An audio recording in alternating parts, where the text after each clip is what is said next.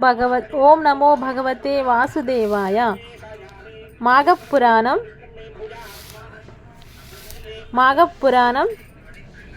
8వ అధ్యాయం. దత్తాత్రేయుడు కార్తవీర్యార్జునకు ఉపదేశమిచ్చుట.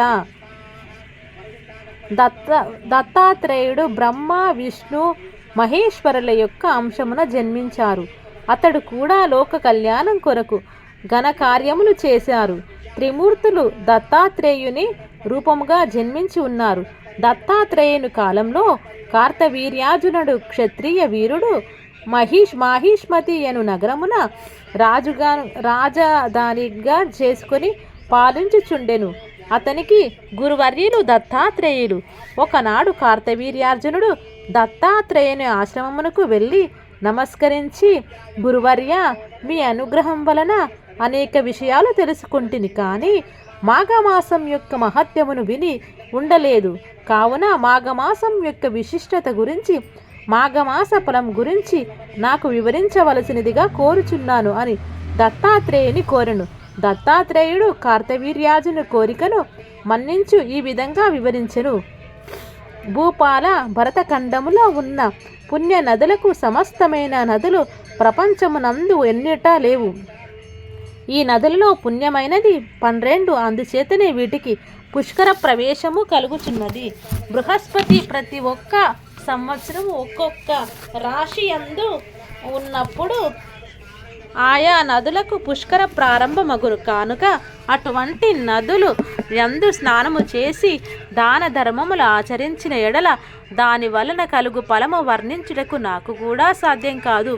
అందున మాఘమాసమందు నదిలో స్నానము చేసిన గొప్ప ఫలితం కలుగుటయే కాక జన్మరాహిత్యం కూడా కలుగును. కనుక ఏ మానవుడైనను మాఘమాసములో సూర్యుడు మకర రాశి అందుండగా మాఘ స్నానము చేసి ఒక సద్బ్రాహ్మణునకు దాన ధర్మములు చేసినచో పంచమహాపాతకములు చేసిన వాడైనను ముక్తి కలుగును అని దత్తాత్రేయుడు కార్తవీర్యార్జునకు తెలుపుచు ఇంకను ఈ విధంగా చెప్పుచున్నాడు. పూర్వకాలమున గంగా నది తీరము ఉత్తర భాగమున భాగ్యపురమునకు పట్టణం కలదు. అందు నివసించు జనులు కుబేరుల వలె ఉందురు. ఆ నగరంలో హేమాంబరుడనే వైశ్యుడు కలడు. అతడు గొప్ప ధనవంతుడు. బంగారు నగలు, నాణాలు రాసుల కొలది ఉన్నవాడు. కొంతకాలమునకు హేమాంబరుడు చనిపోయెను. తండ్రి చనిపోగానే అతని కుమారులు ఇద్దరూ తండ్రి ఆస్తిని అభాగములు చేసి పంచుకొని ఇష్టం వచ్చినట్లుగా పాడు చేయుచుండిరి. ఇద్దరూ చెరొక ఉంపుడు కత్తెలు చేరదీసి కులభ్రష్టులై ఒకనాడు పెద్ద కుమారుడు వేశ్యతో ఉద్యానవనంలో వ్యవహరించుచుండగా కర్మవశాత్తు త్రాచుపాము కరుచుటచే నోటి వెంట నురుగులు కక్కుచూ చనిపోయినాడు. ఆ విధంగా హేమాంబరుడు కుమారులిద్దరూ చనిపోయినారు. యమదూతలు వచ్చి వారిద్దరిని యమలోకమునకు తీసుకుని వెళ్ళిరి. చిత్రగుప్తుడు వారి జాబితాలను చూసి పెద్దవానిని నరకములో పడవేయమన్నాడు, రెండవ వాని స్వర్గమునకు పంపించమన్నాడు. అప్పుడు చిత్రగుప్తునిలో ఇలా అన్నాడు, అయ్యా, మేము ఇద్దరు ఒకే తండ్రి బిడ్డలము. ఇద్దరము ఒక విధముగానే పాపములు చేసి ఉన్నాము. అయినా అతనికి నరకమును నాకు స్వర్గమును ఏల ప్రాప్తించును అని అడగగా ఆ మాటలకు చిత్రగుప్తుడు, ఓయి వైశ్యపుత్ర, నీవు నీ వేషను కలుసుకొనుటకు ప్రతిదినము ఆమెతో నదికి దాటి అవతల గట్టున నీ మిత్రుని ఇంటికి వెళ్ళి వచ్చి చుండినప్పుడు అటులనే మాఘమాసంలో కూడా నదిని దాటుతుండగా కెరటాల జల్లులు నీ శిరస్సుపై పడినవి. అందువలన నీవు పవిత్రుడు అయినావు. మరొక విషయం ఏమనగా నీ మిత్రుడు బ్రాహ్మణుడు. ప్రతినిత్యము బ్రాహ్మణ దర్శనం చేసినచో గోహత్యాది మహాపాపములు కూడా నశించును. కాన విప్రుని చూచుట వలన నీకు మంచి ఫలితమే కలిగినది. అదియునుగాక ఆ బ్రాహ్మణుడు జపించు గాయత్రి మంత్రములు కూడా నీవు వినివింటివి. గంగా నదిలోని నీరు నీ శరీరం మీద పడినందుది కనుక నీ పాపములు నశించినందున నిన్ను స్వర్గానికి పంపుచున్నాను అని చిత్రగుప్తుడు వివరించెను. ఆహా, ఏమినా భాగ్యము! గంగాజలము నా మీద పడినంత మాత్రముననే నాకింతటి మోక్షం కలిగినదా అని వైశ్యకుమారుడు సంతసించి దేవదూతలతో స్వర్గలోకమునకు వెళ్ళిపోయినాడు. మృగశృంగుని కథ.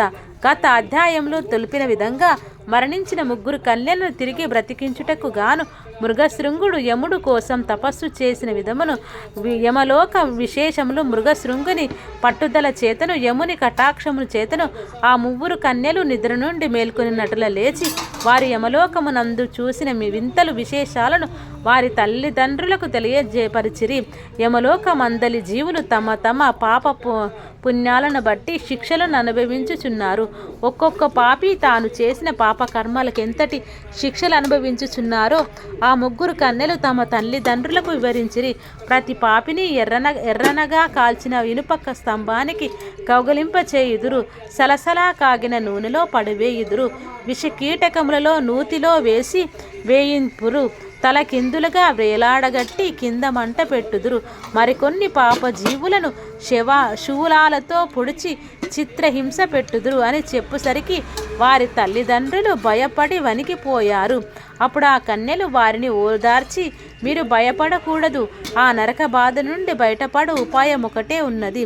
ప్రతి మానవుడు ఇహమందు సుఖములను అనుభవించి పరమందు ముక్తిని పొందుటకు మాఘమాసమునందు నదీ స్నానము చేయుట, తనకు తోచిన దానములు ధర్మములు జప తపాదులు ఇత్యాది పుణ్య కార్యములు చేయుట వలన నంతకు ముందు చేసియున్న పాపములన్నీయును పటాపంచలై నశించుటయే గాక స్వర్గలోక ప్రాప్తి పొందువచ్చును.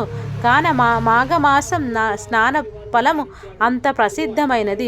మాఘమాసమునందు నదీ స్నానం ఆచరించి నిష్కల్మష హృదయంతో ఆ శ్రీమన్నారాయణ్ణి పూజించి శక్తి కొలది దానం చేసిన కోటి క్రతువులు చేసినంత ఫలము కలుగును. మాఘమాసం అంతయు పురాణ పఠనం చేసినను లేక వినినను ఆ శ్రీహరి దయకు పాత్రులగుదురుగాన మీరు భయపడవలసిన పనిలేదు. నరక బాధల నుండి బయటపడుట అంతకంటే సులభమైన మార్గం మరి ఒకటి లేదు అని వారి తల్లిదండ్రులకు వివరించిరి. మాఘపురాణం 8వ అధ్యాయం సంపూర్ణం.